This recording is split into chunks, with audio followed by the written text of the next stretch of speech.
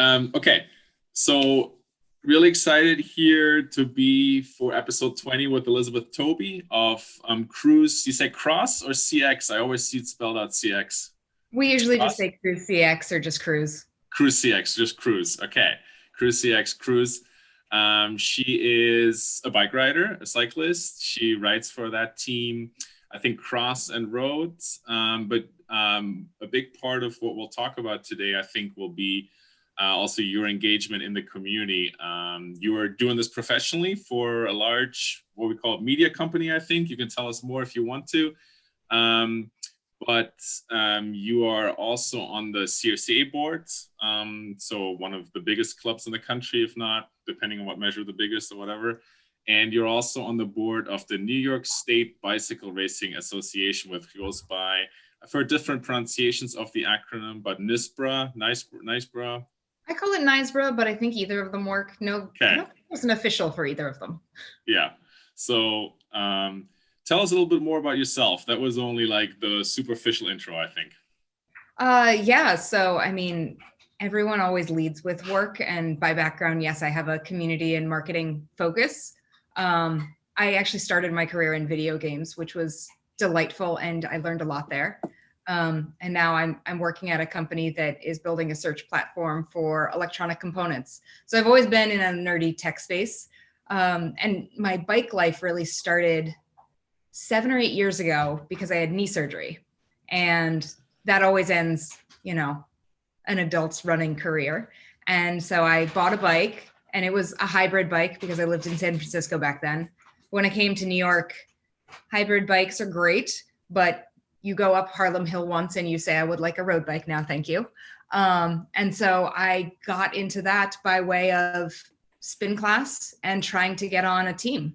And actually, my story of how I ended up joining Cruise is through my gym. They were trying to make a team, and it turned out that they couldn't, for a variety of reasons that I'm sure we'll talk about more, field enough women.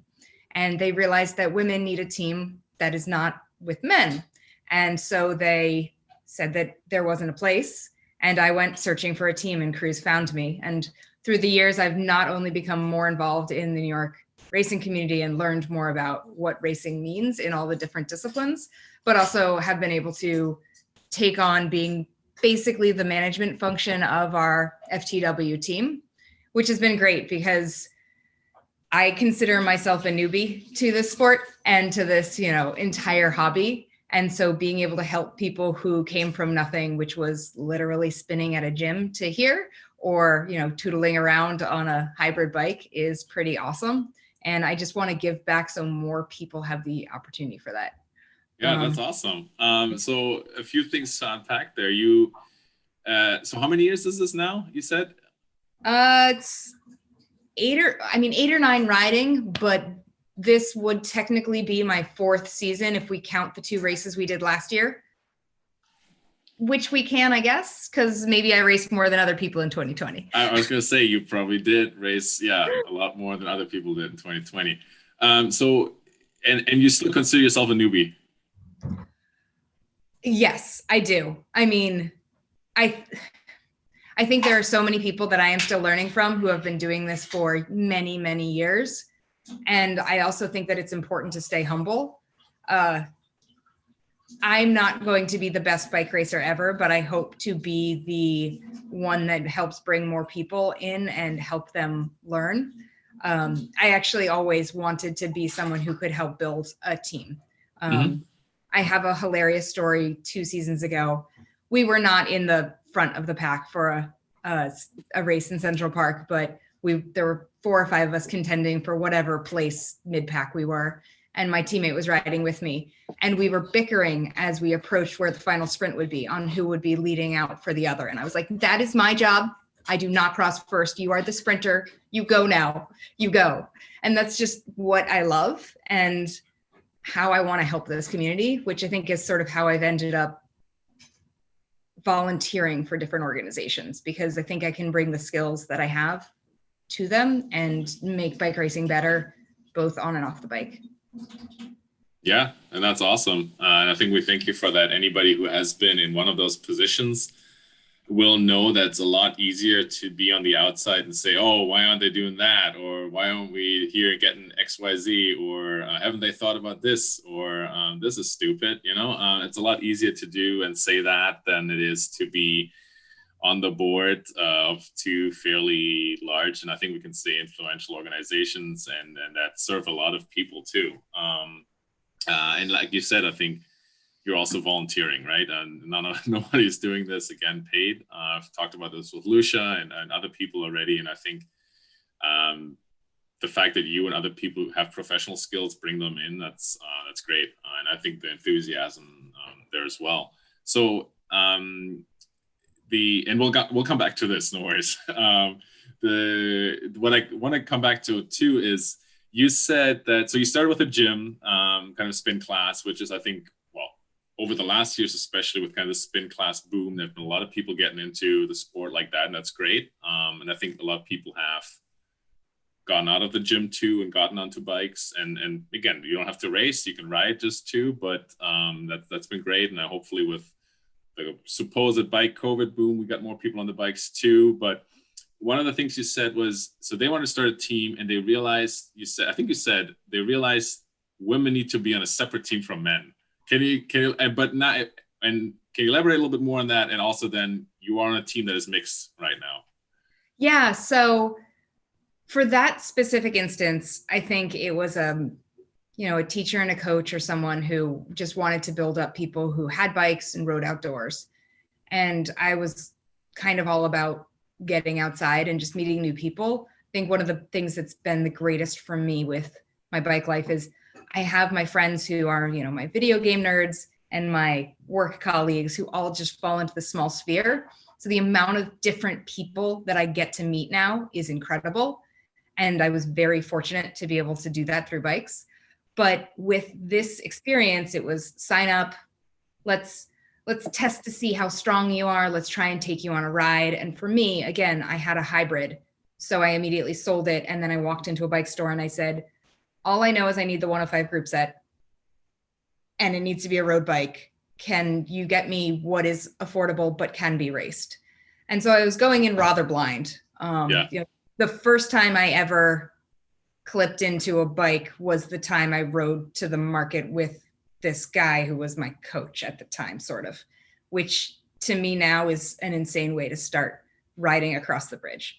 And what happened was they had a few women who signed up, but they all kind of petered out because that's an intense and terrifying experience and probably not one that's approachable. And I ended up riding alone with the coach then because we had other men who had been riding, who knew how to ride the bikes and everything, and were going much faster. I'd never been on that stretch of 9W before. And one of the women who'd actually joined that ride with me was turned away because she had a basket or a bike rack or something on her bike and was told that that wasn't acceptable. And so that really formed a lot of my thinking about why a lot of people probably are turned away from this sport. Because as you said, racing's fun and I love to get people to race. But if you just want to ride your bike fast or learn skills or learn how to be in a pack or just ride, that's great. And I don't want anyone to be judgmental because you have one certain kind of bike or one kind of certain style or you wear a certain kind of shoes. And I think that that's really important. And a lot of people who are in this sport for a very long time forget that because we're so used to our own little nerdy technology and what is best. Yeah, I think 100%. I think there's so much of the technology, like there's so much knowledge that needs to be accumulated kind of, or even if you don't want to get into it, you have to still have a basic understanding of it to be able to, just navigate the sport. I think you have to have a basic understanding to be able to have conversations with people and all that. So, but I think you mentioned some really good points there too, that the standard New York City ride, which is going across the George Washington Bridge, which is, it's a really nice view, but it is not a pleasant experience. And you get used to it and you kind of forget about it and you just take it for granted that this is just kind of the necessary evil you have to deal with on this tight bridge that is often windy, and you have to go around, like there's these little poles that you have to go around, and it's tight, and there's people coming the other way going fast and passing you close, and there's pedestrians at the moment because the pedestrian path on the other side is closed, and sometimes there's people on e-bikes going even faster, and so it's not great, but that's the only way out, if you will. And then you end up on first, it kind of there's a lot of concrete and cars around you. People are coming off like the Washington Bridge, and you get out on W. First, there's no shoulder, right? So I think, like you said, making it to the market, which is, depending on where you start, what, a 40-mile round trip or something like that. That's I'm not surprised you were kind of the only one who made it, given that that's probably not what people were expecting or sign up for, or yeah, what was it like from your experience? Was it similar to that, or you made it? So what made the difference, I guess? I mean, I think that when I decide to do something, I decide to do it. I don't go into something completely uninformed, but for me, I did take a bit of a leap, saying I will buy a beginner's road bike for racing and go for this. And I bought that bike and then didn't end up racing for a year and a half, because after that team sort of failed, I rode on my own, and then I found a coach. But contrary to what most people think, I'm really shy. And so rolling up to a pre-dawn CRCA race was unthinkable. And so it wasn't until I found someone who said, come join the team, we'll teach you, that I found a way in. And I did realize that first race that I was still standing alone in the pre-dawn, and I'd never actually met most of my teammates before. But it was that mental space that helped shift things for me, that I knew at the end of the race, like, people would find me, and that I would have a home, and that there would be someone to help teach, which I think is the beauty of the CRCA sub-teams. So I think, honestly, some of the stubbornness of myself helped me there, and just the desire to do it. But I have led new folks across that bridge since then. And I've also taken one-on-one rides with my sister, who is very fit, but not a cyclist, and my husband, who was one of the pandemic cyclist people who came in. And for them, it's about truly explaining the route, saying what's going to happen, where things will be difficult, and trying to look at it from that new lens. Even riding with my husband, I remember thinking to myself, I can't believe that I'm taking him here and he's going to see all of the things that are kind of sketchy about this route. He's going to complain about what I do every weekend now that I'm showing it to him. But it is nice to think about, like, this is where there's a wide shoulder. This is where there's not. This is where we have to make a turn. This is going to be a hard hill. Make sure you pace yourself. These kinds of things, which I think a lot of old timers forget, because we can ride that route in our sleep. Yeah, and I think most New Yorkers really can. Yeah, you know where you are at any given time, and you know how to pace yourself and all that. And then I think that's normal. You learn some things with getting into something, right? Whatever it is, whether it's video gaming or sport. So there's a learning curve. On that note of the mixed team versus the all women's teams, do you have strong beliefs on that, or have your beliefs shifted over the time? They both exist, right? So you're in a mixed team, and you seem to be feeling a home there. Is that because there is a strong presence of women in the team overall? I don't know what the balance is exactly on cruise, but I think it's a pretty good balance. Yeah, we have more men in our squad than we have women, but we have a very large development team. I'm not going to give exact numbers, because some people have moved away, and I actually don't know what our active roster will be when racing continues. That's the city, yeah. Yeah. We had, I think, over a dozen women when I did our last roll call before the pandemic hit. And again, that came from anyone who was new to someone who was more experienced than me. But we do focus on bringing new women into the sport and development. We are almost all novice and Cat 4 racers. I think we have one person who is in the higher category. But what I found is that it's important to try and build folks who, again, can build those skills and are all interested in the same thing: how we learn together, how we develop, and how we race together. One of the big tragedies is I think we actually had a squad that knew how to work together, and we were very excited to see what we could do in 2020, which 2019 was more like learning each other. So let's see how that goes whenever it happens again. But the idea of being able to, win or place or figure out how to race together and then progress together was important. And it's interesting because when I talk about Crew CX, I will think of us as both sides of the squad.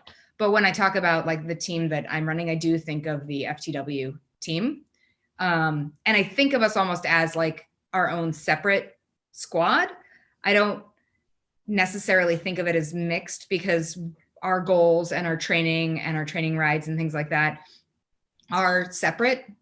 We do ride together. I think, when things are easier throughout the year, we've had rides together. But if you're doing some sort of like pacelining or hardcore training, it's usually just the FTW squad going out together. So what does FTW stand for? I don't think I'm familiar. Femme trans women. It's just inclusive way of discussing things because I think it's important to talk about women in sport, and trans women are women and are always welcome on the Crew squad and are on the Crew squad. But anyone who doesn't affiliate as a woman or is non-binary is also included on the squad.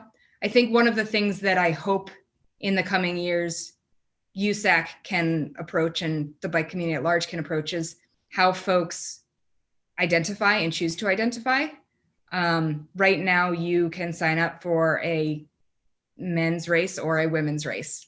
So it's something we have to sort of relearn and retrain ourselves to think about. But bike racing is more than the category you sign up for a race, because that is what the standard is, unfortunately, right now. And most of bike racing is not actually racing your bike. So that's what I always try and keep in mind. Absolutely. I think I think most people sign up for the community with it and all that comes with it, and the riding together and the preparation for the racing. If the racing is just, it's not even the highlight for everybody. I think for a lot of people it's the highlight, but it's not the most meaningful thing for everybody. So thank you for clarifying that. I thought this was some sort of in-team internal into some sort of team name, but that makes a lot more sense. Okay, good. So on that note, there's a question I have that I'll ask a little bit later, but I want to come back a little bit to, so you said 8-9 years of really riding, spin class and all that, but I'm just going to rewind a little bit more. You learn how to ride a bike at the age where a lot of people learn to ride as a kid, and was that in the city, or did you move to the city like many of us? I moved to the city. I am a suburban outside of Philadelphia child. I distinctly remember when I got my first like real, teenage preteen bike. And I had it for a very long time. I think it got stolen out of my garage when I went to college or something. But I always had a bike in college. I had one for a long time when I lived in Boston. I think it was only when I moved back to New York City from Boston that I ended up selling it and not having a bike again. And then I was in New York the first time for a couple of years, went to San Francisco, and then came back. So I would say that there was a gap in bike life between, the early 2000s and 2012 when I purchased my new hybrid after surgery. But it is one of those things that you don't forget. But riding as a kid, at least for me, was riding around the neighborhood and getting into trouble and riding to school or something. In college, it was riding around to class because that was the easiest way to get around. And then when we bought bikes in 2012, it really was, let's start to explore San Francisco. Let's explore Marin. When I say that again, much more casual than the road cyclists who have gone to California have done. I still visit my friends out there, and I do rent or bring bikes when I go and do the more difficult rides. And I think I would never have survived when I first started again in 2012. But it is that freedom, and it is the ability to be able to be outside and work out, especially if you have a problem with your body, your knees, your ankles, your hips, or anything. It's a much more accessible way to get around and to exercise. Absolutely. So in that, kind of period, was it that, I think you said you sold the bike, or you got rid of it, or it got stolen, and you didn't really get a new one for a few years. When you moved to the city, was it, I mean, you rode in Boston, so you had done city riding, or was it more a time of the life kind of thing, or was it more that riding in the Bay Area or riding in New York City seemed too scary, and it was probably a good idea to get rid of the bike at the time? Or was it just more of a, I'm moving into a smaller apartment, probably, it's New York City, like I see your bike set up there at the back, that's the reality for most of us, you just kind of have to make it work somehow. Was it more like, well, I don't know if I need it, I can walk to work, or I can take a subway, and then I don't really need it, and then you found it later as you saw kind of a good way to stay fit and rehab, from what I understand? So was it that, or what was it? I think, when I moved here the first time after college, my apartment was too tiny, and I think I wouldn't have even considered riding in New York the first time as a young adult. When we got our bikes again in San Francisco, we lived near Golden Gate Park. So there's a really strong bike culture in San Francisco, and it's great, and there's great riding there. And as we can all complain about the crazy drivers, where we lived, there were a lot of four-way stop signs, and there were a lot of drivers who just kind of looked at the stop sign and rolled through, and that was very scary for me as a cyclist. So I sort of got into the habit of riding in the park, or taking my bike to more bike-friendly roads that you could go to, because I was terrified of Geary Boulevard and riding down it and getting to and from my home. And I would still say that healthy understanding of drivers exists with me today, even though I ride around the city all the time. I hope, if we ever commute again, to be commuting more by bike, but in the before times, I did not actually commute by bike. Those two bikes are my racing road bike and my cross bike. I don't just take them around unless I'm going to keep them with me at all times. And I think that's actually something New York still has to work on. We have a lot of bike lanes, but respect for cyclists and protection for cyclists is sorely lacking. And that's a big hurdle to folks being able to ride where and when they want to, and safely. Also, commuting or locking up your bike is still a risky business. So I don't have the answer for security on bikes, but if you knew that locking your bike outside to go somewhere for a while was as much of a gamble as folks do, I think even fewer people would, because bikes are stolen, and that's really not accessible to a lot of people. Most people can't just replace a stolen bike, and that really hinders what you can do to use it as a utilitarian tool to move around the city. 100% agree. I think the bike, the safety while riding, I think you mentioned, obviously, I think a lot of people talk about, but I think it is a deterrent from using it as an everyday means of transportation. If you always have to worry about where can I put it that's safe, and there's very little safe or even just bike parking, period, but especially safe bike parking where you don't have to worry about a bike that's anything but a beater, that doesn't look like much. And I think my strategy is have a commuter bike that doesn't look like much and can be replaced for fairly little money. But even that, I obviously don't want it to get stolen, right? And that's always a concern too, where I think about where to put it and where to lock it, and what other bikes are around that maybe look more attractive. I mean, we have to look out for yourself first sometimes there. But I think all great points. Yeah, absolutely. And I think we really need to think about that more often. I really think that's great that you bring that up for beginners, how big of an undertaking these bike rides, especially in an environment like New York City are, right? You're not on country roads where there's little traffic.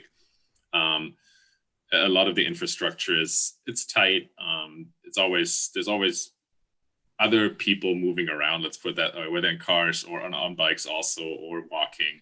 And I think that there is a lot to be done. So I think we talked a little bit now about your kind of personal history with bikes.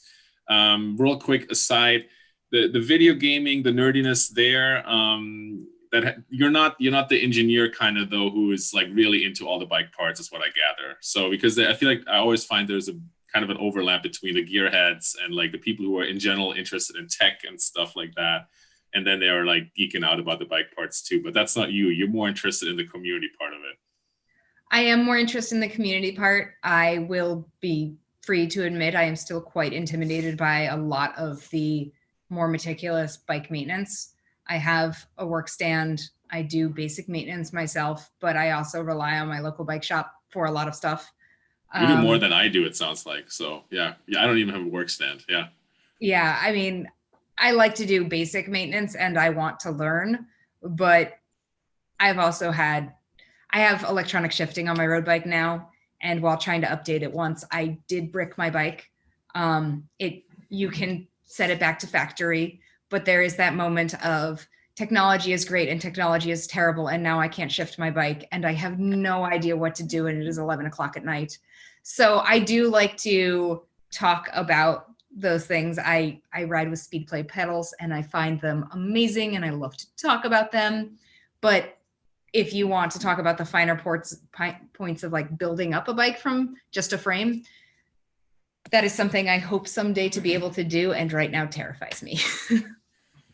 Yeah, I have also no interest in that. I don't know if I even hoped or aspired to. And yeah, the electronic shifting, we could talk about technology, but there are other people that are probably very happy to talk about that. So we'll leave that for someone else. But I think you speak for a lot of people there with these experiences of being there, trying to fix something at 11 o'clock at night and then being like, oh crap. And then, so we've all been there, I think, including me for sure. Let me see what we're going to. There's so many things that I've already have, but maybe in the second part.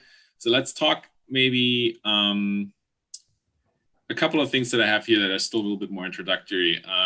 Tell us a little bit more about the cruise team. And you already said it's a CRCA sub-team, and which is one of the things that you really like. And it seems to be providing a community. And the FTW team, again, is more your way of getting away from that kind of binary distinction between male and female team, sub-team, or whatever you want to call it, sub-team within the sub-team. Yeah. So that kind of split up. So tell us a little bit more about the team. You don't have to give us the whole spiel, but it's a fairly new team, right? I might be wrong, though. Tell me more. I cannot remember off the top of my head the year it was founded. I think we're in the second or third generation of leadership on the team, if I'm correct there. I came onto the team 4 years ago now. I think I really stepped into more of a leadership position late in 2019. And that was really just to be able to help both on the road and the cross side, because we have some folks who ride only road, some who ride only cross, and some who do both. We also have a growing contingent of folks who do mountain biking and track. That is not my forte. Please don't ask a ton. I hope someday to have a mountain bike, but not yet. And I think we've always really been development focused. Again, we still have, especially on the men's squad, some more experienced and advanced racers. But we still like to really teach and build skills and build the team together. So I think that's always really been our mandate. And we spent some work on the men's squad side. Kevin Shea, who is the president of CRCA, runs that side of things. And he and I and some folks on our leadership team work together to try and think about what our team should stand for and what we should be focusing on. And I think it really is, if we can do anything other than race bikes, to try and help make bikes more accessible to people, to be able to bring more people in and to allow folks who might otherwise not have the opportunity to race or ride, to give them that opportunity however possible. I think for a small group of folks, we contribute a very, very small amount of money, and it's entirely optional as like a vague team dues. And those team dues are entirely dedicated towards helping people if there is like an accident on the bike or necessary repair needed, funding that for our team, and for coaching for our FTW team. Again, I think we only got 2 or 3 sessions in before the pandemic hit last year, but it was pretty amazing to be able to offer team coaching. Tara Parsons was the one who was coaching us. For folks who maybe are self-taught or using Trainer Road, because not everyone has the opportunity of having one-on-one or team coaching. And so being able to bring that in, I think, is one of the benefits of being on a team. Let's learn together, let's teach together, and let's help each other. And so we're still working on that. We use some of those funds in the later part of the year to donate to causes that we found important. But for us, I think it's really just about the community and the team and the family part of it and racing together. And I will say 2020 really did teach me that this team is very much a family for me. I think we kept each other sane, even when we couldn't see each other or ride together. And that is a huge, huge benefit to me. Yeah, that's awesome. And I think that that's what you're looking for, right? In a team, that family or a friend, a group of friends aspect. And you said, I think you have, after this, you have a call with the team. So you're catching up. And I think that's one of the things that can be done in COVID times, especially if you want to be on the safe side. I think a Zoom call or whatever you guys do is probably a good way of doing that. And like you said, for Kevin, and I'm glad I learned how to pronounce his last name now. So I'm trying to remember that. He's the new president of CRCA. He was director of, well, he didn't, fortunately maybe for him, he didn't get to do too much of it in 2020, but unfortunately for us, it was director of club racing, I think, right? Or it's VP of racing, I think it's called. I think so already 2 representatives from the team on the board. So I think you're doing a lot for the community there as a team as well. As a team that you said is mostly kind of cross and road focused. Are you doing both too, or are you mostly road? I think you've done cross as well, right? Yeah, I do both. It changes. Like, I will always say one is my favorite, depends if it's in or out of season. I would say that I feel more comfortable in a cross race.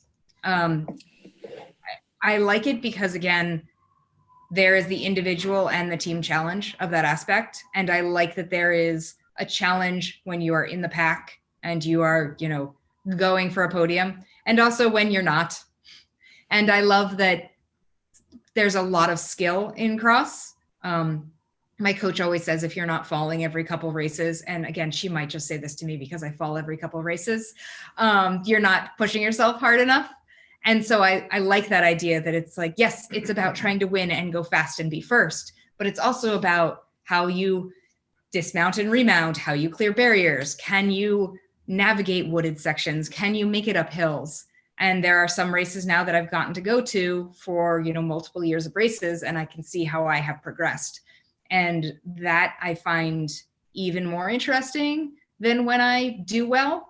Although I will tell you that from season 1 to season 2, I did much better in season 2. And so that was also very fun. But it's the progression there. I think that road racing, just sometimes the season is better. We're usually in spring and summer. Many people don't even come out to the March races because they are so cold. And a lot of cross can be muddy or rainy or very, very cold. And I also like that too, because the joke that I make is, even if you come in last in a cross race, you've probably been the only person that day to ride around for 40 minutes as hard as you can while it's snowing or something, Very true. So there's a lot. You get to ride the most, actually. Yeah. You get to have the most fun. Yeah, that's a good point. That's a good way of looking at it. I like that. So we talked a little bit about it, and I could transition to it now. So you're on the CRCA board, Kevin's on the CRCA board, but let's obviously we're talking more about your perspective. Hopefully I get to talk to Kevin later in the year. I'm sure you're all busy now too, and you've already indicated, as we communicated before, there's a lot of currently, of course, having to think differently or outside the box and having to really rethink. And it's in many ways, I think COVID, it's bringing opportunities, right? Putting the stop on that day-to-day business allows you to reflect on what's going on. I assume, I'm on the outside, right? So I'm not telling you what to do. I'm just assuming that there's been an opportunity to think about and talk about things differently. Even though, of course, and we see that right now, there's a race series in Connecticut that is happening, or it seems to be happening in March, and people are signing up. There's a lot of pent up kind of energy and people want to race, and I think it's really hard to keep hitting the stop brakes like it is for the politicians. I think at the higher level to say no, we still got to stay safe, and it's always that conversation of what's a reasonable risk and what's not, right? And that's been a really tough task, I'm sure, for. I think just basically, did you start this year or did you start last year on the CRCA board? And then you can tell us a little bit more about, and I don't want this to be a COVID conversation only, please tell us more about actually like also the reason maybe why you got into it, and what you're looking for, and what I think you think the important conversations are that are happening outside of COVID too. We can keep the COVID bit to not a minimum, but in a reasonable amount. Yeah. So my first interaction on the board was in the early to mid of 2019. The director of communications position, that person had to step down, and Lucia was the president at the time and called me and asked if I could help because of my background in marketing and communications. That made sense. So I helped with most of that season. I think I started in April or May with that. And that really talked about blog posts and social media and communications with the community and CRCA. In 2020, I was the women's development coordinator underneath Tara Parsons, who is writer development. So again, truncated season, but that is really about how we run the women's development program in CRCA, which includes the series there, which is only for the Cat 4, Cat 5 women, some coaching, training. Didn't get to do a ton other than planning there. And now I'm the director of teams, which is really about organizing the sub-teams in CRCA, helping those team leaders and organizing the team throughout the season, whatever that might mean. In the beginning of the season, that does mean how we divvy up team points, because as you said, this is an entirely volunteer organization. I do not get anything other than accolades and hugs and love for doing this. And I find it really rewarding to be able to give back, but you call yourself a director of teams, and that's sort of just a ceremonial name. It's how you have to divide up the work. But director sounds good though, right? So yeah, maybe you get a plaque in 10 years or something like that for your service. You can put it on the wall. Yeah. Yeah, absolutely. Keep going. Yeah. So I think one of the things that's important about the team's position is how you help every sub-team also volunteer. Because if you are on a team, there are team duties, there are tasks that we need help with to make sure that the series and the organization can run. And so I'll be helping with that. And then in season, if there are any team changes or team needs or team questions or team issues that arise while racing, I think I'll be the point person for that. It is very different this year because we are thinking about how we help make CRCA more inclusive for the coming years, but also when we come back to racing. It wasn't an easy decision. And I think, in 2020, when we shut down, no one thought that on the year anniversary, you and I would be talking like this, and it would have been a whole thing. Even I believed that I would absolutely be racing cross in 2020 at the very worst, is what I said. And now it's more about how do we open back up in a way that is safe and fair for everyone. And this is my personal point of view, but bike racing is a huge part of my life and very important. I have been training as if I were racing for a year now without a single race, unless you count Zwift races. And in some ways that might be something that you would think is weird. How can you just keep training 6 days a week without any purpose in sight? But it's also a way to center myself and something to keep striving for. And so I know that racing is very important to people, but I also understand we are amateur bike racers. And so being safe for our community and safe for the support staff that help us, those who hand out the numbers or have us sign waivers, or our marshals or our motos, is really important. There's a lot of less visible staff that are not just the racers or the teams or the very small volunteer board that need to be kept safe and thought of. And we need to find a way that is fair for everyone. And if that means racing a little bit later, but ensuring that everyone has access to vaccines if they need it or feel safe, I think is really important. I don't really want to rush into something where only a small population, because of the risks they're willing to take or the access they have to medical care or vaccines, can race. That doesn't feel equitable for me. And I also don't think it's good for the New York City community at large. And last year was bleak. So I'd prefer to never have to have that happen again. Yeah, I think we're all over it, but at the same time, I think these are the conversations that we need to have. And I think you're absolutely right that the question of, is it ethical to say, okay, now everybody who's vaccinated gets to race, and then what kind of does that lead to? And there's a lot to be. It's complicated, right? And also because, like, as you point to, especially with the Central Park races, it's not just a few people, right? We're talking hundreds, and I wouldn't go so far as say 1,000 people involved, but hundreds of people, with the marshals, with the people at the check-in, with the moto officials, all of that. That's a lot of people, and in the city, and then you have all the other park users that are there.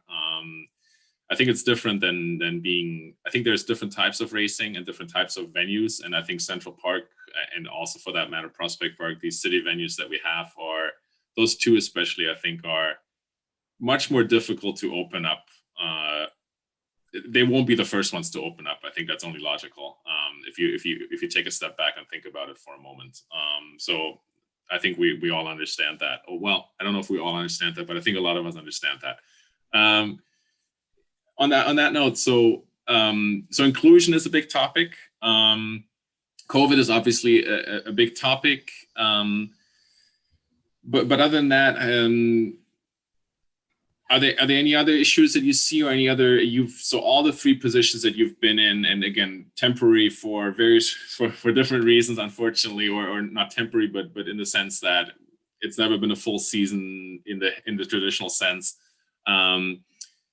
But all of them have something, or are really community focused, community building focused. And as with that professional focus that you have, coming from a different angle, but taking that to bike racing and working with CRCA in this volunteer position, what are some things that maybe transfer for you, or how do you approach this? And at the same time, also, what are some of the issues that you see with the community building in particular? If maybe you don't see any, but tell us what's your take on it? What's your vision? I mean, I am in marketing and communication, so I wouldn't say problems. I would say opportunities. But I think that the New York City cycling community has been going on for, I mean, CRCA hundreds of years, 100 years. So it's very storied, and there's a huge history, and even I don't fully understand and can articulate all of it. So I think one of the things to think about is like where we came from, and that we're always building on something that's been there. And so to think about the past and what came before, whether they are good or bad things that happened, and how we can make that better, and also learn from and be aware of what came before. Yes, we're a big club. We can always be bigger, and we can always be open to more people. So I think how we bring that about, how we get into different communities who don't know about us, is important. I had the privilege of being part of a gym that then could get on social media to find a community that led me to CRCA. So how do I find folks who would like to learn how to ride and race a bicycle who don't have those paths? I think that's really important. I think now it's also a good time for us to say, all right, so if we can't make circles in Central Park, what else can we do? What does it mean to be a racing organization, and how can we help racers right now? So does that mean something digitally? Maybe. Does it mean something in small groups if it's possible in the future? Maybe. Is it teaching? Is it coaching? Is it a Zoom session of some sort? Is it mobility? How do we figure out how we can provide value that overall helps folks' life on bikes, even if it's not explicitly a race? And I think those are the things that we're discussing and building on. I think there's also just a lot of things that we can keep doing better. As you said, it's a volunteer organization. So everybody is doing this in addition to whatever else they do with their life. So how much can you tackle every year with the time allotted is a big challenge, but how do we make things more clear, more streamlined, more technologically improved. I think those are things that we're thinking about. Chip timing was a big one in 2020, which was going to make check-in and tracking of racers much easier. And I think that's a huge improvement. So how we can keep looking forward in that way is a big focus. Absolutely. So are there, well, I think for obvious reasons, you can't really set any dates for any events yet. But is there one thing that you particularly would want to do, or one new thing that you particularly have on your mind that you want to introduce as director of teams, or one new, I don't know, whether it's an event or whether it's not really policy, sounds always a little bit too much like a rule, but like a strategy, an idea that you have, or is it a lot for you still being in your first year in this position, figuring things out? And again, especially knowing that you haven't had the usual conversations and the usual interactions, unfortunately. So I see some changes to team duties, and I'm not going to go into the particulars of what. Yeah, that's a lot of detail. Yeah. But how teams and individuals can participate again in that community and that teaching and that learning aspect. Again, not racing duties, I think would be something that we want to grow. And then in terms of whenever and however the season does start up again, I'm going to be working with Emily, who's our director of communications, to help with primers on what does it mean to be a new team, and how do you become a new team? And also for folks who have been part of a team before, what do you do to get started again or change things? Like there's a roster, there's leadership, there are numbers, there's things you have to do for CRCA to know that you are a sub team and you're part of this community and this is how many people will be racing for you. And it's not necessarily intuitive or known what all of those rules and regulations are. I'm still learning them just as director of teams. And so being able to organize that into blog posts or social posts or some sort of area where it feels a bit easier to ingest and then understand is important. And again, that's thinking about both new and existing teams, because I am sure there has been a lot of turnover and change, and we all kind of have the opportunity to think about our teams in a new way now. Absolutely. And I think for those who are not that familiar, and maybe you don't have to engage with that all the time, but these team duties that we're talking about, every sub team, depending on its size, has to contribute in certain ways to the functioning of the club. So while we say that, and rightfully say that the board is doing a lot, I don't want to put a percentage number of a lot of the work is being done by the board, but there's so many volunteers, not only people on teams, but mostly people on teams also that have to help with check-in, and one team has to, help with check-in, help with number pickup, help with organizing some specific tasks. So it's fair to say that everybody, if not almost everybody who is a CRCA member, does in some way at some point volunteer over the year. Races are required to marshal twice a year at races, and there's certain ways of getting around that a little bit, but for the most part, people do. And it's, I think, really important also and I think while people will always complain about that too, I think it's also really important that you do that and engage in it, and aren't just the racer who shows up on race day, because I don't think you're a true club member if that's all you do in some ways. I think you're a racer, you're racing in CRCA, but I don't know. And I think it's fair. And you see the race differently once you have been in one of those volunteer positions. I think you have a better understanding for what goes on behind the scenes to make it happen. So that's CRCA, and I think there's a lot going on. And in the way you describe it with the sub teams, we are in some ways, and I know that we're a club, but we also have these sub teams, and we are in some ways. There is this organization that provides an umbrella for all these different sub teams within it. So you are on that level. In some ways, that probably translates pretty well to the work you do with NYSBRA, which is the local area association, which most of the time across the US, every state has that. Sometimes it's 2 or 3 states together under one heading, but in New York, it's NYSBRA. That's an organization that really covers the whole state, and I think is actually in some ways dominate is the wrong word, but has a lot of the leadership has come from people upstate. and currently is also coming upstate. Jeff Paulin, who's somebody who's upstate and very active in USAC, is the president right now. What made you get into that? Were you asked nicely, and you took on another role on top of the already existing roles for CRCA? So what are you doing there? I think you're the secretary, and you're incoming, right? So this is new. So again, I'm asking about things that you haven't really done that much yet, but I'm sure you've gotten the first taste of it and what's going on there. What are the conversations? They're different? Are they the same? And again, talk a little bit about what you're doing and what you're planning on doing. Yeah, I am new. I started officially in January, but I started listening into things in December. The former secretary was outgoing, so NYSBRA put out a newsletter calling for anyone who wanted to put up their hand. And I will throw my teammate Diz under the bus, who sent it to me and said, "You should do this." I was like, I do have all those skills, because secretary is largely newsletter, communications, website work. And that is something I can do. And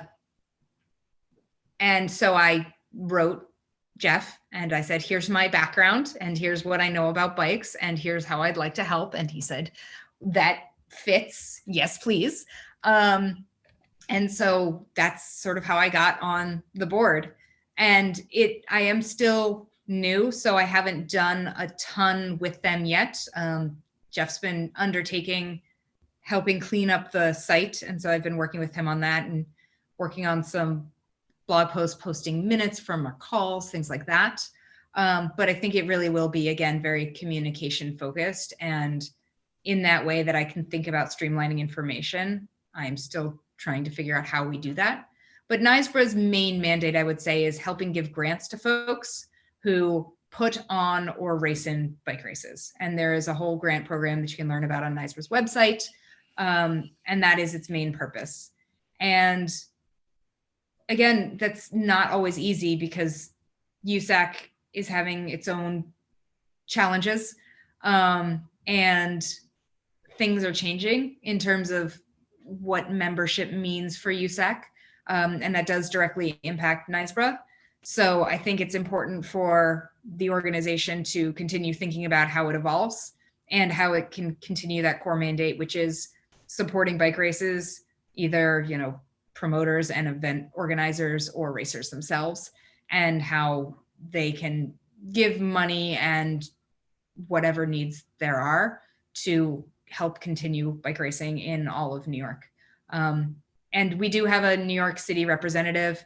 I'm super excited to be on there, to also be a New York City person, but not explicitly talking about the city. I also think it's important, again, for boards and organizations to not be entirely male dominated. So I am very happy to be part of that effort to try and diversify in terms of not only location, but also gender. And so that is exciting to me as well. Yeah, absolutely. And to clarify a little bit, I think technically NYSBRA is not like, these local area associations are usually standing on their own, but they are de facto working with USAC, the national organization, and there are agreements and there are funding mechanisms that work together. It's a little too complicated to explain all here, but yep.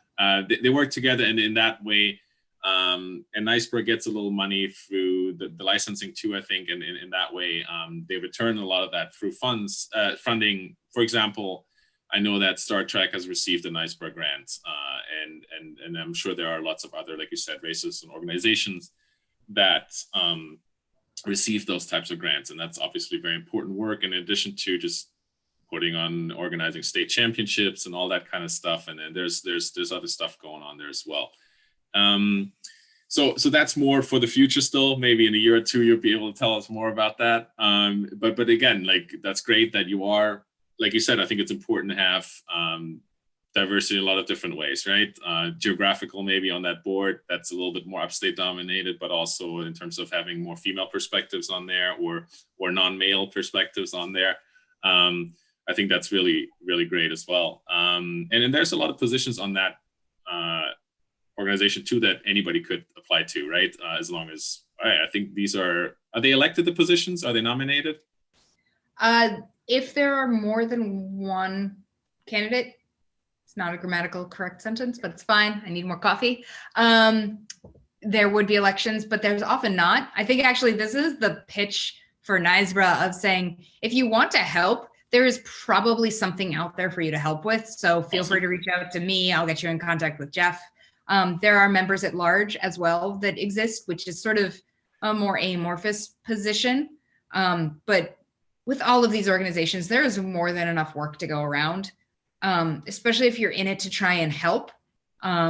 There's probably a way for you to be able to help. You don't necessarily need these seemingly fancy titles that really just means here's a piece of work you have promised to always do. A non-titled position also can still be of huge benefit. So if somebody's out there and thinks they have skills or ability or point of view, like, please raise your hand. They're always looking for it. Yeah, I mean, absolutely. I think, and in some ways that's the beauty. Usually you get a fairly well-defined piece of work. Usually, I don't think we can always promise that, but it sounds like in both of your positions right now, you're fairly clear about what you're doing and what your tasks are. And it seems, I hope it seems manageable, at least for the time being. Yeah. We've talked a little bit about NYSBRA. We've talked a little bit about CRCA. And we've talked a little bit about COVID. And again, I think with COVID, we're always going to talk more about uncertainty and what didn't happen than we are going to talk about anything concrete and specific for the time being. So unless you have some other thoughts on that, then we can move on. Or I mean, I think my pitch for COVID is, I understand it's a personal decision for everyone. I just always ask for folks to think about what it means for the people organizing, and also the folks in your life that you come in contact with. I have to think about, anytime I want to leave this apartment, I'm on the 12th floor, I take the elevator. And so what does that mean for the other people in my building? I can't tell you how many elevator interactions I've had where, you know, an older person in the building just tells me, even though I've never spoken to them before, I got my second vaccine today. And I'm like, it's just amazing how much that's on everyone's mind. So yeah. Sometimes it can fade into the background, but again, no, racing will come back somehow. It may be different for a long while, but that's okay, because we can work together and make it better. And so just be thoughtful, have care, understand that maybe it won't be freezing out soon and we can all at least start riding outside more regularly, and that'll be amazing. Yeah, maybe we should, you know, I wouldn't be I mean, I like the cold weather riding in some ways, but maybe we should just shift the season always a little later to starting in April, maybe. But that's a whole nother conversation. We'll leave that for another time. On the commute, coming back to the community in New York City, I think you've touched a little bit on that, and I don't want to put you on the spot for all of this, but diversity. One of the things why I'm doing this and why I enjoy doing this, I think, is that this is arguably the most diverse cycling community in the country. I don't need to make these claims necessarily. The point is really more, it's a very diverse community. Lots of people of lots of different backgrounds, whatever demographic concept that we humans have developed, you want to apply to it. Like, I think you can quantify it. And yet, of course, it's not that perfect community. There's lots of opportunities, as you would say, for improvement. There's lots of ways in which we can, for example, put more non-males on bikes, right? Or get them, in the case of CRCA and NYSBRA, into bike racing, right? Or in different types of bike racing, get them onto different types of bikes. So, for example, I'm always looking at, let's look at cross. I think cross is whiter than road riding, for example. I might be wrong about that, but that's my observation. I don't know if that's true for the track in New York City. Is fairly diverse from what I've seen, and I think a lot of that is maybe due to Star Trek's work, but due to it being fairly accessible, and the fixed gear community that easily bleeds into the track community being fairly diverse. Do you think that, I think you've already alluded to making it easier for people to join and create their own little comfort space in CRCA as part of what we need to be doing as a club? And do you see anything else maybe beyond the club? Because we always, I think there's other teams outside of obviously the club too, and there's other organizations. Do you think there are other things that need to be done that aren't already being done enough to increase however you want to look at diversity, whether we're talking gender, whether we're talking ethnicity, race, whatever you want to talk at? What are some of your thoughts on that? Are there opportunities that stand out, or are we heading the right way? I think we're doing good work, and I don't think I have all of the answers. I think the best thing we can do right now is tell more communities about these opportunities, which I think takes all of us. And again, I'm a white woman, so I'm not in all of the communities I think we need to reach. So I don't know whether I am the best spokesperson for the roadmap here. But if folks aren't in the zones where I am right now, then they're not even going to know these things exist. And then the other thing, going back to me, I had the privilege to go buy a rather expensive bicycle, pretty much sight unseen. I don't think that's an experience most people can have or should have to have. So how do we get it so that other folks can figure out what road racing means without needing to plunk down hundreds or maybe thousands of dollars? In some ways that does make cross more accessible because you can bring a gravel bike or a mountain bike and race just fine. In some ways it doesn't, because I'm usually renting a car or staying overnight or carpooling with people I know to get to a cross race. And that doesn't even count for, the reg fees and everything you need and the repair when you fall down and you break your derailleur. So how do we get people on bikes to learn these skills and allow them to get to these races? Rainy Park is the only New York City cyclo-cross race. It's in Queens, but otherwise I'm driving an hour to go somewhere, to Pennsylvania or New Jersey. And that's not even getting started in what it means for different race categories for non-male racers. I usually race at 9 a.m. because I am a novice in the women's category. And I can talk a lot about equal opportunity there. And again, this is a self-perpetuating problem. If we say there are more people of a certain age group or a certain demographic, so therefore we need to have more categories for them or the best times for them so they don't have to wake up at 5 a.m. to get there, then the new people or the non-male people will not be able to get there, because again, not everyone can get up at 5 a.m. to drive to Pennsylvania to ride around in a circle for 40 minutes and then drive for 2 hours back. So we have to push there and take a leap and understand that you have to start cultivating it and you have to stick to it.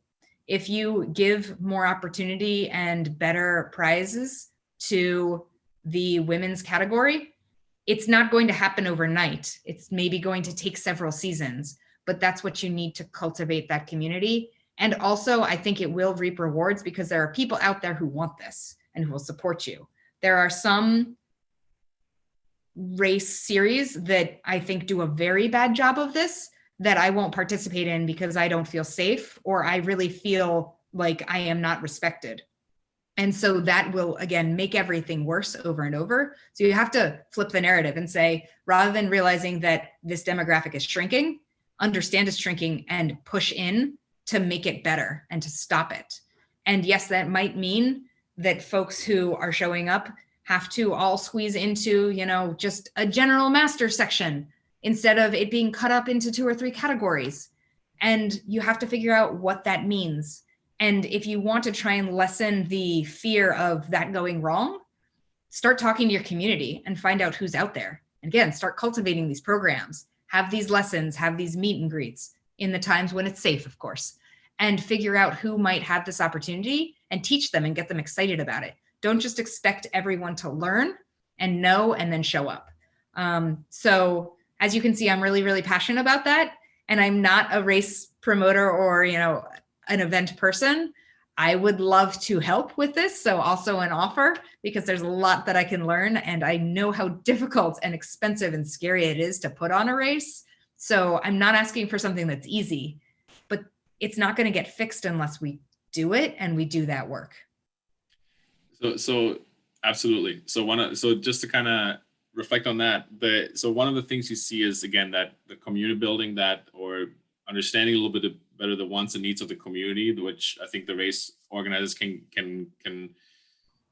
challenge themselves to do a little bit more and not just keep running what they have been running for the last years, always the same. And then and I think the prize money or / providing some incentives, let's put it that way, for not the same people to show up is helpful. And then on the start time thing, so let's just pick a cross race example. Put the people who are getting into the sport later in the day or put them early in the day? What's better?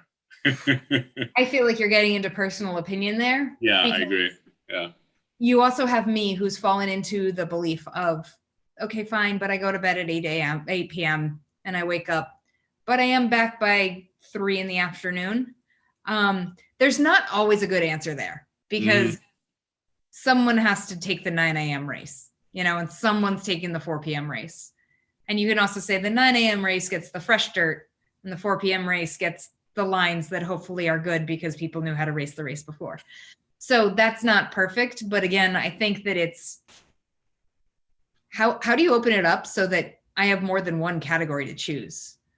I can't tell you how salty I get sometimes when I hear from my male friends who are entering 2, or maybe even if they're lucky 3 different categories. That makes a trip for folks much more economical and affordable, especially if you're doing this because you like doing it or you want to get the practice. So again, how do we get people on bikes without having to have them buy the bikes outright so that they can even figure out they like this and they can learn how to do it semi-decently so they can get into a race and be competitive? And then how do we give them that experience so that it makes sense for them to go to a race where, we're talking about like 50 or hundreds of dollars per weekend just to get there, in tolls and gas and rentals and cars. That's just not accessible to a lot of people. And I think a lot of people have to realize that. And if we want to grow this sport, which I think we can, bikes, again, we started off by saying it's so accessible to so many people in this country. So how do we translate that to having our events be accessible? While also making sure that the race promoters get what they need to keep it going, because I don't want there to be fewer races out there. I don't want people to be saying this isn't worth it for me to put on anymore. That's the worst. I want more people deciding to put things on. Yeah, I think you're making some really good points there. I think and we're talking, I used the example of cross races, but I think a lot of the races kind of in an hour, 2-hour range of New York City or Philadelphia have, it's a similar conversation, right? If you want to have a lot of people there, you got to think about, because if you want to tap into the Philly or the New York City scene and get people out and more people at the races, then yes, transportation, I think, is an issue for a lot of New Yorkers, right? And a lot of people don't have a car here. And I think then it's carpooling or figuring out and getting the resources together. And can you afford spending all of your Saturday at a race, right? And depending on what kind of job you're working, your situations, that is not always possible either. And then certainly, I think I really like that point of, that's certainly how I look at, like, a lot of the times when I see, like, I don't race cross that often, but a lot of the times the thing, 45-minute race, 2.5-hour drive, then maybe I got to wait for my teammate who's going to do the next race. And then the whole day is gone and I rode around the mud for 40 minutes. And I often can't get myself excited for that, right? And as much as I love being with people and the community, and it's similar the way I look at a crit that's maybe a couple hours away. It's like, oh, but I can race the Masters and the 1, 2, 3. So now it's a trip that's worth it for me. And I think, I can double dip and even sometimes triple dip, and that's awesome for me. But as you said, I think a lot of the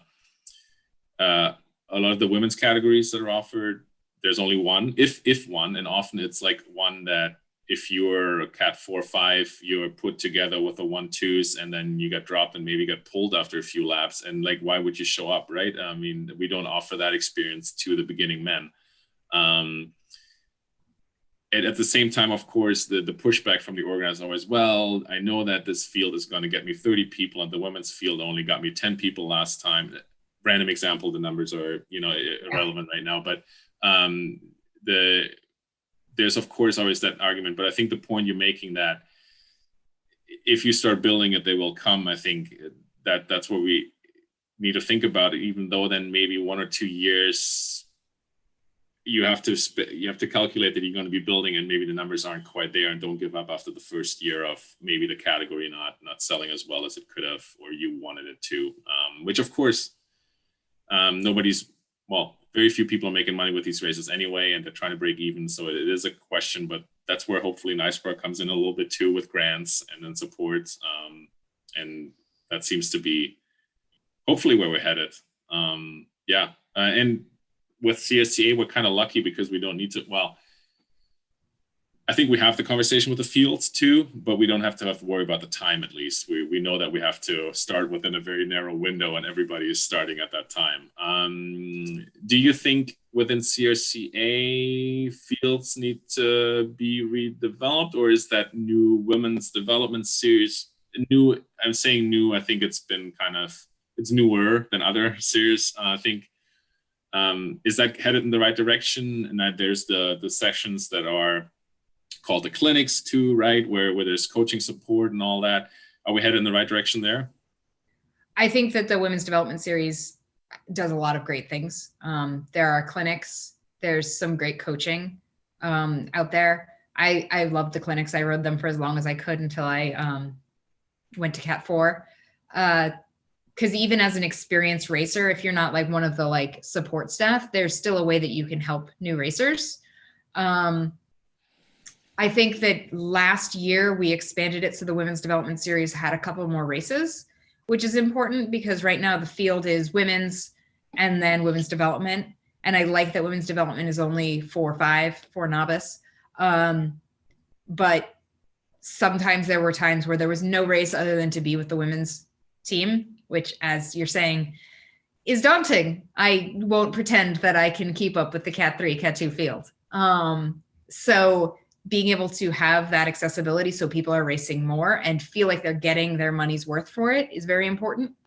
And I think all of this is good to develop for the future because we want people to start entering earlier in life. So if we're getting young people who will then become more experienced. And again, if you never make it out of category 4 and you're racing women's development forever, great, that's fine. In some ways, when I'm racing really hard, I'm like, I never want to be any better than this. This is enough. Thank you very much. So making sure that we have those opportunities and we understand everyone and everyone's background and commitment and ability is really huge, but also will reap benefits for the future decades. And that's where you come back to the history of New York City racing and the history of CRCA. We keep growing because we keep evolving and keep bringing new people in. And that's what's necessary. And in the next decade, that's what's going to make some things succeed and some things falter. Because if we keep doing the same thing, those who love that will age out and stop doing it. And we won't have built up the next iteration for the new group who has different needs and different interests and different objectives.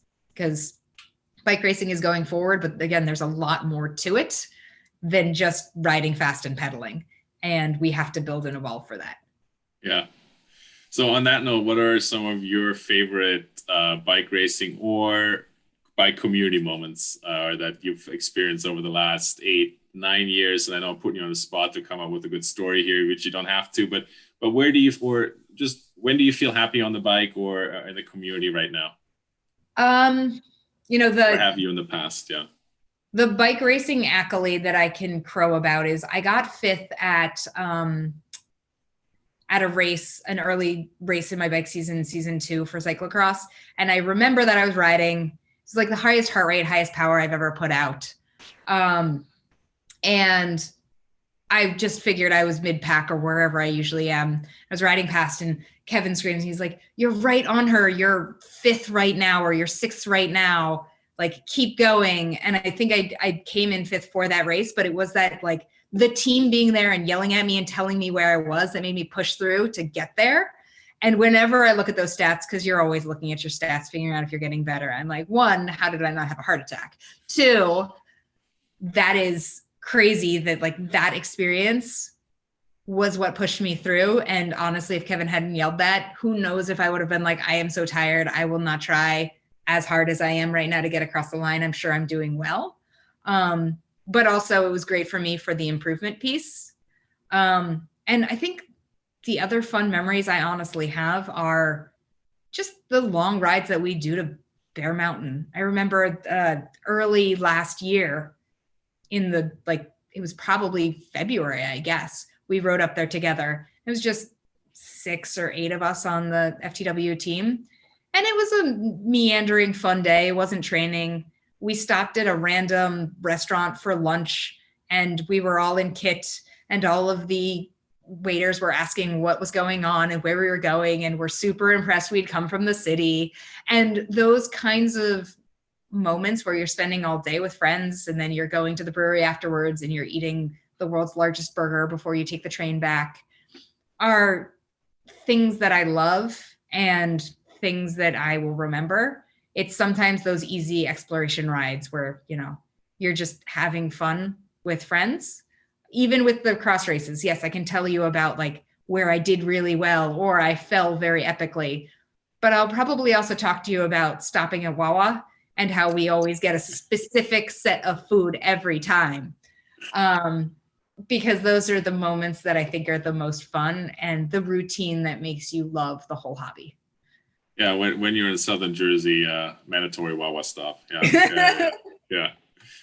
Or in Pennsylvania, yeah, wherever that is. Yeah, absolutely. I can very much feel that too, and I think a lot of us do feel that those same positive emotions around those memories or similar memories, and absolutely, that's what we're in it for. So let's wrap up maybe with a couple of questions. First one, let's think outside of, or you just in general riding. And I think you said, looking at your bikes, you mostly ride now to work out. But riding around the city, thinking outside of the CRCA box, where do you still see areas for improvements, whether in the community in general, more on bike safety or the way we think about bikes? I think the conversation is getting a little bit more serious right now as there's a new mayor. There's a new mayor coming up at some point in the city here, and the race is on or starting, and some people are starting to say we got to push the new candidates on a stronger commitment, for example, to infrastructure, bike infrastructure. What are your main concerns, or where do you usually tend to focus on when it comes to that? Those kind of questions of a larger bike community around the city or in the city and the issues, or again, opportunities. Yeah, I think there's a push right now on helping expand bridges, which I think is huge and I think folks should learn more about and get behind. And this, I think, is about bikes and pedestrians, more space. I think that expanding our bike lanes and also keeping the bike lanes clear of trash or cars or people will be great, especially now that people are trying to spread out more. There's a lot of stuff that can be in bike lanes, and I think that's really important. Again, I am thinking that I will commute, if commuting is a thing again, on my bicycle for a variety of reasons that are very appropriate given our current climate. I don't necessarily want to be on a subway. So how do we make sure that we have bike storage that doesn't cost a lot of money, or that you don't have to own a separate bike that flies under the radar because it looks beat up and nobody wants to steal it? Like, that is still a cost. If you have a really nice bike, you should be able to ride that anywhere you want, hopefully. So how do you make that accessible? How do you make the bridges accessible? How do you even advocate for workplaces and buildings? If people could bring in the bikes and not have to use the storage entrance or whatever weird hoops your work jumps through, and it's not that you are lucky enough to work in a building that has bike accessibility or a company that allows there to be a bike room, Like those are the kinds of things that you have to think outside of the box for. Yes, we have to work on the infrastructure itself, but is there a way for us to also push the larger corporations out there, or the larger businesses, or just in general, the community areas, to have these hubs? I know for a while there was, I think, free bike parking by, it was an art museum or maybe the Natural History Museum, when they opened back up, so you could ride your bike and keep it safely there for free while you visited the museum. How do we try and take that kind of model that, again, was community driven by bike folks, to build it into everyday life? Yeah, absolutely. I think those are a couple of key pieces that, well, I think especially the parking issue gets overlooked. We always talk bike lanes, but the reality, I think, when you look at where and the trouble of bringing a bike into any building, whether or not you work there, but especially when you work there, I think a lot of people are familiar with that the general, I think, response is no. And then they really have to push or lobby in some way. And I think that shows, again, how car-centric the culture still is, because there's always there tends to be some sort of parking accommodation. We think around the cars, and then the bike part is neglected, despite the fact that it wouldn't take up that much space necessarily. And I think the bridges, looking at the current situation on the George Washington Bridge, there's no bike path on the Verrazano Bridge, which I know is a big undertaking, but there's other bridges that we could talk about now as well. And I think the RFK Bridge, technically you have to walk and all that kind of stuff. So there's a lot there too that would make the city more rideable and would also make it better for pedestrians if improvements would be made there. So absolutely, really, absolutely vital points. So last question, what's in your personal future other than dealing with COVID and how to open up, or maybe you can talk about that too. But what are your goals still, your goal? And as a member of the cycling community, I always say, and I know you have different hats on, maybe talk a little bit about racing goals, maybe talk a little bit about what I would call leadership advocacy roles. Yeah, I mean, I think my personal goals, which I hope to accomplish when bikes are not so hard to come by soon, is to get into proper mountain biking. I can ride my cross bike on a lot of trails, but a lot of my friends ride mountain bikes, and I want to do that myself, just for fun and hanging out with folks. In terms of leadership, I'm hoping to continue with the organizations that I have. I don't foresee myself, partnering up with any brands or anything in the near future, but I would like to be able to help with any of these initiatives. Again, the Bridges initiative, I think, is interesting. And even if that just means like support monetarily or a signature on something, that makes sense to me. Being able to do stuff like this is important. Hopefully this is helpful to someone. That's the hope. Yeah. And I think, personally, the biggest thing for me is later this year, I actually just got news that I was approved for everything that I need. I'm going to be moving to Brooklyn, getting an apartment there. So I will be learning how to ride in Brooklyn because I've lived in Manhattan since I moved back. So I've actually never ridden in Prospect Park. And that'll be a big thing for me. I'm hoping to be able to keep supporting the community in other ways. I was a wheelchair escort in the New York City Marathon in 2019, and I loved that. I think that's one of my favorite non-bike racing, like non-club oriented things I've ever done. So those kinds of opportunities, when they start up again, I definitely want to get into. That's a very diverse platter of things to look out for. That's great. On the real quick follow-up question on the mountain bike, because I always jokingly say there is no mountain biking, that is obviously an exaggeration in the city, but there is Cunningham Park in Queens. But are you thinking more of adventures outside the city when you talk about your friends going mountain biking? Do they go up north Westchester? Do they go out west? Where do they often go, or where do you go with them, intend to go with them? I've gone to a couple trails in Long Island and some in New Jersey. Climb is a great organization that I think is doing incredible work with trails. It's called Climb? Climb. Yeah, it's for Long Island. It's a Facebook group, and I'm sure they exist elsewhere, but I'm on their page. And so that's where I learn and live vicariously through their adventures. But I think for me, it's mostly Long Island and Jersey. I have said that I would like to ride mountain bikes for fun, but I am like setting the goal right now of no racing because I started everything else with racing. Who knows if in 3 years you'll make fun of me for saying that because I will now be an avid mountain bike racer or something. But I think I just want to work on handling, work on control, and also get into a different discipline because again, there's a lot of different ways to ride a bike. Period. Thank you very much. Elizabeth Tobey, ladies and gentlemen. Thank you. Thank you. Awesome.